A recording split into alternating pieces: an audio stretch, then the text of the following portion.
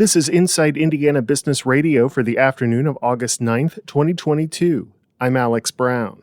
President Biden signed the CHIPS and Science Act into law today, paving the way for a potential major wave of semiconductor manufacturing in the United States, including Indiana. Purdue University professor Vijay Raghunathan says the bill has spurred manufacturers into action. Given the companies the confidence to actually put out concrete plans saying, okay, we will have shovels on the ground in terms of construction of the manufacturing sites, as well as other plans for hiring workers, ramping up their manufacturing design, as well as R&D. That includes Skywater Technology, which has planned a $1.8 billion semiconductor facility at Purdue. Management of the John Waldron Arts Center in Bloomington has been taken over by newly formed theatrical company Constellation Stage and Screen. The city of Bloomington has signed a contract with the theater and film company to lease the arts venue and handle day-to-day operations for 5 years. South Bend-based Beacon Health continues to grow its footprint across northern Indiana. The system has opened the nearly $12 million Beacon Goshen Outpatient Center, which will include urgent care, an imaging center, physical therapy, and a range of specialists. From the number one source for Indiana business news, this is Inside Indiana Business Radio. IBJ Media delivers business news covering central Indiana and the entire state. The Indianapolis Business Journal and Inside Indiana Business are now part of the same family. Look to the IBJ for in-depth coverage of central Indiana's business community and tap into Inside Indiana Business for stories that extend throughout Indiana. 2 resources, unlimited business insights that help you stay informed and get ahead. Learn more at ibj.com and insideindianabusiness.com. Indianapolis Mayor Joe Hogsett introduced his 2023 city budget to the City County Council last night. Inside Indiana business reporter Wes Mills has more. The budget proposal, which totals $1.4 billion, is about $100 million larger than this year's budget and includes spending the remainder of available federal and local COVID-19 recovery funds.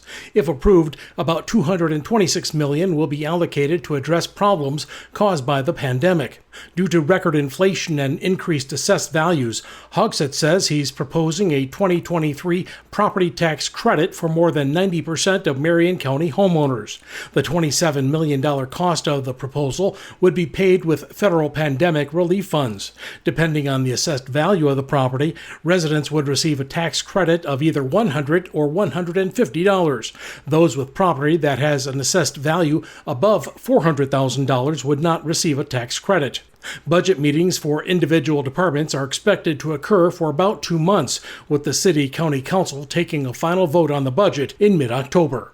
Wes Mills, Inside Indiana Business Radio. A family and children advocacy group ranks Indiana as the 28th best state for child well-being, a slight improvement from last year's ranking of 29th. The Annie E. Casey Foundation released its annual Kids Count data book, which analyzes 16 indicators across 4 categories: economic well-being, education, health and family, and community factors, to rate each state's overall environment for child well-being. Indiana's ranking lags behind Illinois, which is ranked 23rd, but ahead of other neighboring states, including Ohio at 31st, Michigan at 32nd, and Kentucky at 37th. In particular, Indiana ranked in the top 20 states for both economic well-being and education, coming in at 19th and 17th, respectively.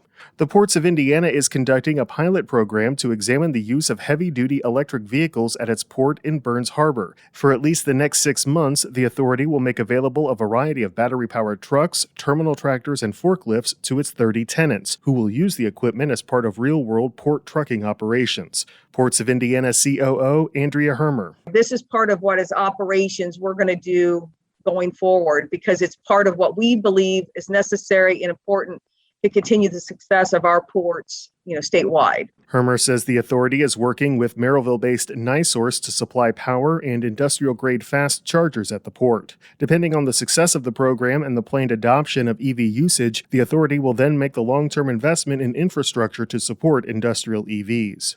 Financial consultant Pete the Planner is this week's guest on the Business and Beyond podcast with Gary Dick, presented by PNC, a weekly conversation with high-profile Hoosiers in business, sports and entertainment, and beyond. Available now from your favorite podcast provider. I'm Alex Brown for Inside Indiana Business Radio on Demand.